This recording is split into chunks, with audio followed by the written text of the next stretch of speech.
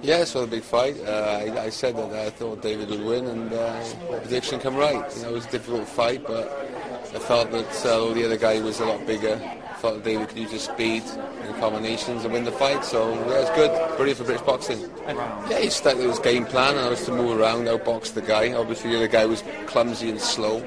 So he moved well, and in the 12th round he actually hurt by the way, which was good. But yeah, it's good. You know, it's great for British boxing to get a heavyweight world champion. Hopefully now we can go on and fight the Klitschko's and get a big fight. Yeah, first one since Lennox Lewis, so you know, excellent. What can I say? Brilliant for British boxing. Obviously I'm retired now, so it's great to see.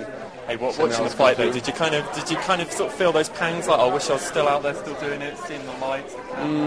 No, not really. I'm glad to be retired.